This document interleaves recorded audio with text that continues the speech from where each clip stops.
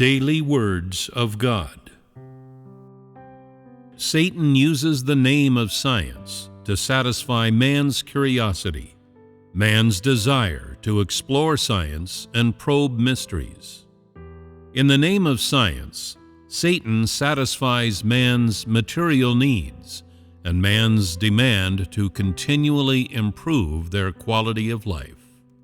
Thus, it is with this pretext that Satan uses science to corrupt man. Is it only man's thinking or man's mind that Satan corrupts using science in this way? Of the people, events, and things in our surroundings that we can see and that we come into contact with, what else of these does Satan corrupt with science? The natural environment. Correct. It seems you have been deeply harmed by this and deeply affected. Besides using all the various findings and conclusions of science to deceive man, Satan also uses science as a means to carry out wanton destruction and exploitation of the living environment that was given to man by God. It does this under the pretext that if man carries out scientific research, then man's living environment and quality of life will continually improve. And furthermore, that the purpose of scientific development is to cater to people's daily increasing material needs and their need to continually improve their quality of life.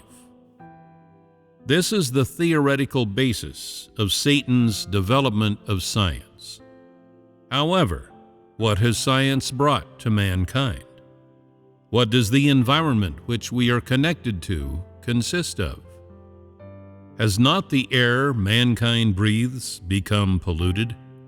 Is the water we drink still truly pure? No. Is the food we consume natural? The majority of it is grown using chemical fertilizer and cultivated using genetic modification. And there are also mutations caused by using various scientific methods. Even the vegetables and fruit we eat are no longer natural. Even natural eggs are no longer easy to find, and eggs no longer taste the way they used to, having already been processed by Satan's so-called science. Looking at the big picture, the entire atmosphere has been destroyed and polluted. Mountains, lakes, forests, rivers, oceans, and everything above and below ground have all been ruined by so-called scientific achievements. In brief, the entire natural environment, the living environment given to mankind by God, has been destroyed and ruined by so-called science.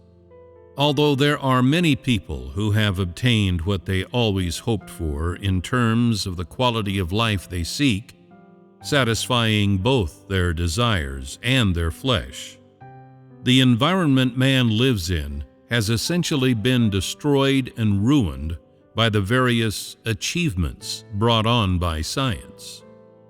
Now we no longer have the right to breathe a single breath of clean air. Is this not mankind's sorrow? Is there any happiness left to speak of for man when he must live in this kind of space?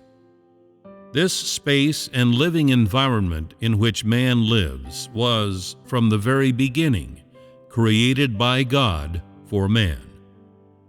The water people drink, the air people breathe, the food people eat, plants, trees, and the oceans. Every part of this living environment was given to man by God. It is natural, operating in accordance with a natural law laid down by God. If there was no science, people would have been happy and could have enjoyed everything at its most pristine, in accordance with the way of God and according to what God bestowed on them to enjoy. Now, however, All of this has been destroyed and ruined by Satan. Man's fundamental living space is no longer pristine. But no one is able to recognize what caused this, or how this came about, and many more people approach science and understand it through the ideas instilled in them by Satan. Is this not utterly detestable and pitiable?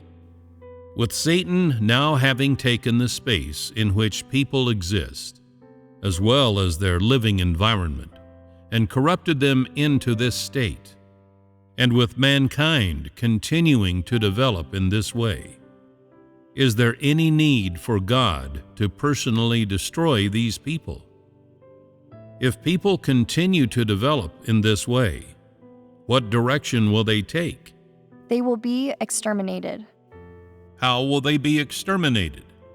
In addition to people's greedy search for fame and gain, they continually carry out scientific exploration and dive deep into research, and then ceaselessly act in such a way as to satisfy their own material needs and desires. What then are the consequences for man? First of all, the ecological balance is broken.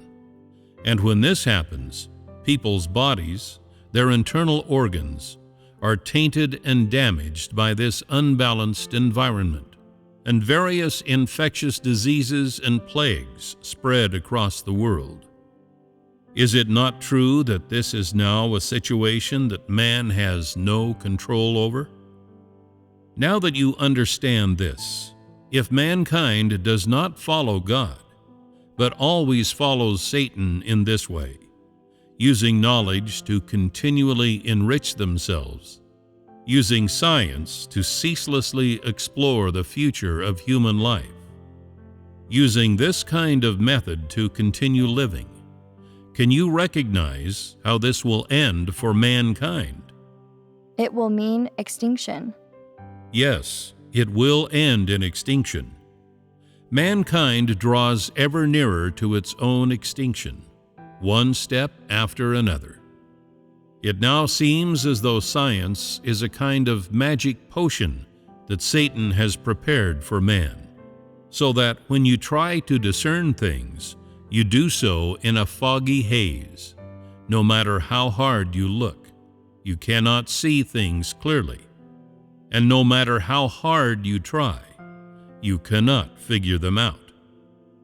Satan, however, uses the name of science to whet your appetite and lead you by the nose, one foot in front of the other, toward the abyss and death.